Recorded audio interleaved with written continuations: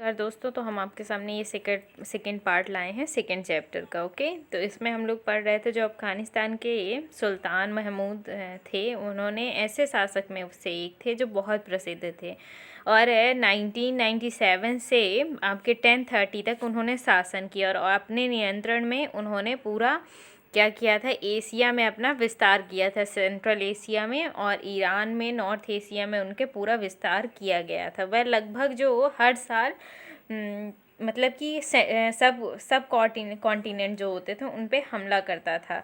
और उसका निशाना संपन्न मंदिर गुजरात के सोमनाथ मंदिर में भी कि होता था। मतलब ये शामिल था गुजरात का सोमनाथ मंदिर भी। मशहूर जो महमूद जो धन उठा ले गया उसका बहुत बड़ा हिस्सा गजनी में एक विशाल वैभवशाली राजधानी में निर्माण के लिए खर्च हो गया। जितना भी धन वो लेके गए उसको एक अच्छी कैपिटल कंप्लीट करने के लिए गजनी को वो उसमें स्पेंड कर दिया उन्होंने। Sultan Mahmud was also interested in finding out of the most about the people conquered and the arrested a scholar named Al-Birni to write an account of the subcontinent। क्या हुआ कि जो सुल्तान महमूद अपने द्वारा जीते गए लोगों के बारे में भी कोई बातें जानना चाहता था, उसे अल बेरूनी नाम एक विद्वान को इस उपमहाद्वीप का लेखा जोखा लिखने का काम सौंप रखा था उन्होंने। The Arabic work known as the Kitab ul Hind remains an important source of historian. और अरब में लिखी गई उसकी कृत्य किताब अल हिंद आज भी इतिहासकारों के लिए एक महत्वपूर्ण स्रोत है। He consulted the Sanskrit scholar to prepare this account. और उन्होंने एक संस्कृत स्कॉलर बनाया इस अकाउंट को प्रिपेयर करने के लिए। Another king who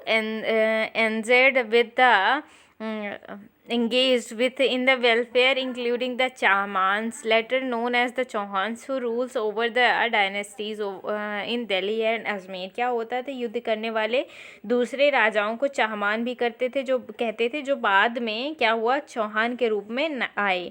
वे दिल्ली और अजमेर के आसपास के क्षेत्रों में शासन किया करते थे। उन्होंने पश्चिम और पूर्व के जो शासन था वहाँ पे नियंत्रण को विस्तार करना चाहा और जहाँ गुजरात में चालुक्य और पश्चिम उत्तर में जो गहड़वाल्स हैं उनको क्या किया, टक्कर लेनी चाहिए। चाहमानों का सबसे प्रसिद्ध शासक कौन था, पृथ्वीराज तृतीय थे, जो 1168 से 1192 तक उन्होंने शासन किया था, जिसमें सुल्तान महमूद गोरी नाम का अफगान शासक को हराया 1191 में हराया और लेकिन दूसरे साल ही 1192 में उन्हीं के हाथों हारा गया। ठीक है ना, महमूद गौरी के हाथों हारा गया ये। फिर उसके बाद a close look on the Cholas kingdom के बारे में। ये चोलास देखिए, रेड सा आपको जो पूरा मार्क दिख रहा है ये चोला किंगडम है। ओके, तो इनके बारे में पढ़ते हैं। फ्रॉम उदयपुर से तंजावुर तक इनको पढ़ेंगे। How did the Cholas rise to power. मतलब ये चोला जो है वो सत्ता में कैसे आए। जो कावेरी डेल्टा में मुटियार नामक एक प्रसिद्ध छोटे से मुखिया का परिवार की सत्ता थी। मतलब कि कावेरी डेल्टा जो है वहाँ पे एक प्रसिद्ध आपके मुटियार नामक छोटा सा परिवार रहा करता था। ठीक है ना। वे कांचीपुर के पल्लव राजाओं के महान थे। मतलब कि वो कांचीपुर के पल्लव राजा के अंडर में थे। Okay, the Vijayalaya who belong to the ancient chiefly family of the Cholas were the Udaipur captured the delta from the Muttaraiyar in the middle of the 9th century. क्या हुआ कि जो ये उदयपुर जो चोलवंशीय प्रमुख प्राचीन राजा थे, इनके जो अधीन मुखिया थे वो विजयालय ने 9वीं शताब्दी के मध्य मुटियारों को हरा दिया और इस कावेरी डेल्टा पे कब्जा कर लिया। जो चोल थे उनको हराकर और उनके डेल्टा में अब कब्जा हो गया किसका, मुटियार का, सॉरी उनका विजयालय का। ठीक है ना। उसने वहाँ पे तंजावुर शहर में और एक निशुभशुदिनी देवी का मंदिर बनवाया। निशुभशुदिनी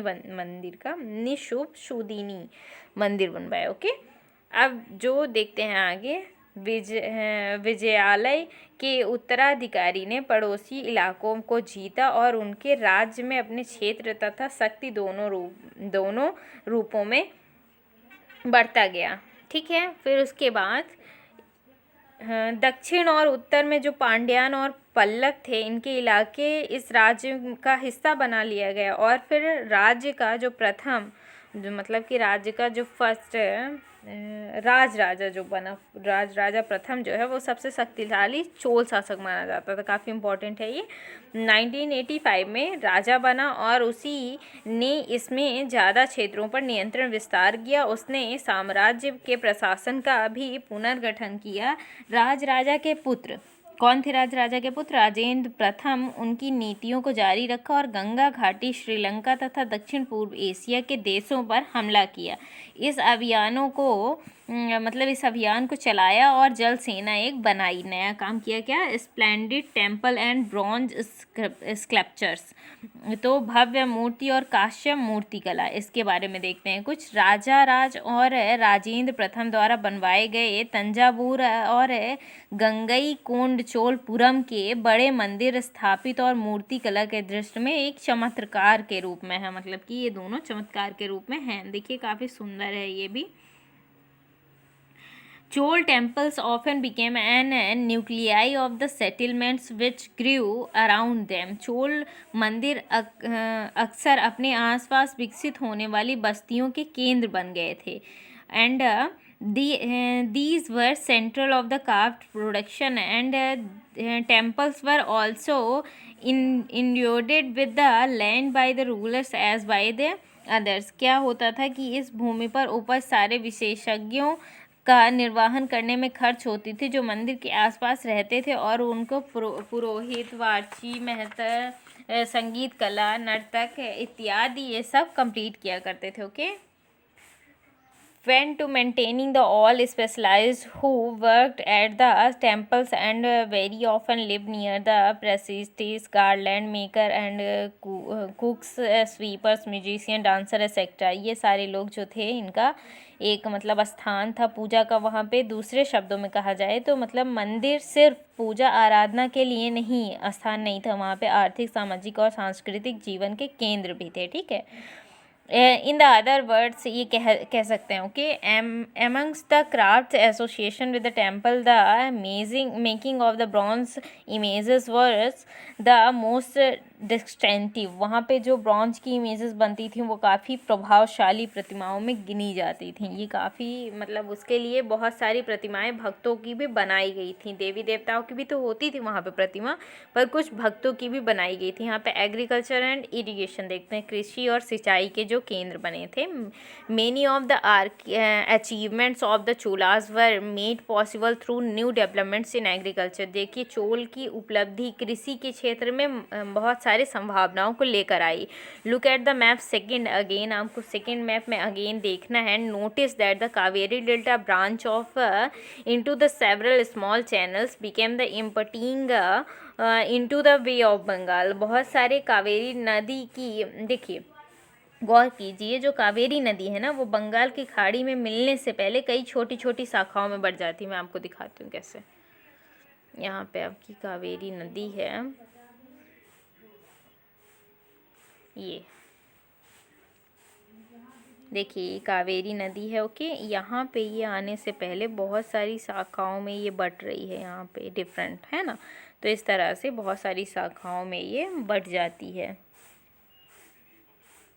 इतना हो गया था। These channels overflow frequently and depositing fertile soil on their bank. ये काफ़ी फ्रिक्वेंटली चलते हैं और उपजाऊ मिट्टी साइड में इकट्ठा कर देते हैं अपनी मतलब जो इसके कॉर्नर्स थे। Water from the channels also provides the necessary moisture for the agriculture particularly the cultivation of rice. और क्या होता था कि ये शाखाओं की पानी कृषि विशेषता चावल की खेती के लिए आवश्यकता आर्द्रा मुहैया कराया करते थे। Okay, although the agriculture had developed earlier in the other parts of the Tamil Nadu, it was only one of the fifth और the sixth that the area was open up as scale cultivations. क्या होता था, हालांकि तमिलनाडु के दूसरे हिस्सों में किसी पहले से ही विकसित हो गई थी कई हिस्सों में, पर जो 5वीं और 6वीं सेंचुरी में आकर इस इलाके में बड़े पैमाने में खेती शुरू हो गई थी। कुछ इलाकों में जंगलों की साफ सफाई किया जाना था और दूर के इलाकों में ज़मीन को समतल किया जाना था। डेल्टा से क्षेत्रों से बाढ़ रोकना था और बहुत सारे ऐसे ही इम्पोर्टेंट वर्क करने थे। Okay, in many cases it was necessary to water crops artificially. बहुत सारे केसेस में कई जगह फसलों में मतलब कि आर्टिफिशियल वाटर देने की ज़रूरत पड़ती है। So the variety of the method were use for irrigation. तो बहुत सारे तरीके अपनाए जाते थे इस मेथड को कंप्लीट करने के लिए। एंड कुछ क्षेत्रों में तो कुएं खोदे जाते थे, बहुत सारी जगह में पानी इकट्ठा किया जाता था जिससे ये सिंचाई कंप्लीट हो सके और बहुत ज़्यादा श्रम ना करना पड़े, बहुत सारे संसाधन इकट्ठा ना करने पड़े। The administration of the empire, administration of, how was the administration organised. यहाँ पे प्रशासन संगठित कैसे हुआ है ना, इसको देखते हैं। जो बस्तियाँ किसानों की जो उर कहलाती थीं, सिंचित खेती के साथ साथ बहुत समृद्ध हो गई थी। इस तरह के गांवों के समूह को नाडु कहा जाता था। ग्राम परिषद और नाडु न्यायालय और कर वसूलने जैसी कई प्रशासनिक कार्य किए जाते थे। वेल्लाल जाति जो एक धनी किसानों की केंद्र की जाति थी, चोलाओं के देखने के लिए नाडु कहलाती थी। उसमें कई धनी भूस्वामी चोलाओं राजाओं के संपूर्ण मुदेल, वेलन, राजाओं, अय्यरों जैसी उपाधि भी धारण किया करते थे और राजकीय पदों में बैठा करते थे। ओके, हम सब ने देखा है कि ब्राह्मणों की, जैसे कि हम सब ने देखा है कि यहाँ पे ब्राह्मण्स को बहुत सारा अनुदान दिया जाता था, भूमि अनुदान, और परिणाम स्वरूप जो कावेरी डेल्टा और दक्षिण भारत के दूसरे हिस्सों में ढेर सारे ब्राह्मणों की बस्तियाँ अस्तित्व में आ गई थीं।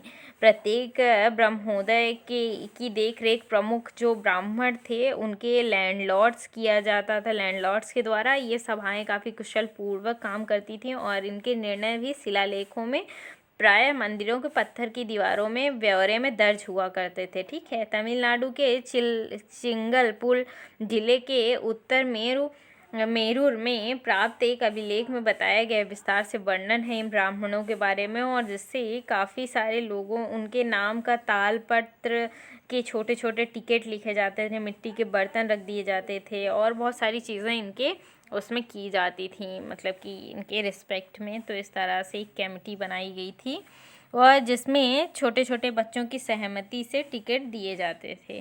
तो इस तरह से आपका ये चैप्टर कंप्लीट हुआ, काफ़ी जल्दी कंप्लीट हो गया। आंसर क्वेश्चंस के लिए आप यहाँ पे कमेंट कर सकते हैं लास्ट में, और फिर हम आपको आंसर क्वेश्चंस भी सेंड कर देंगे, मतलब कि उसके लिए भी वीडियो बना देंगे। Thank you.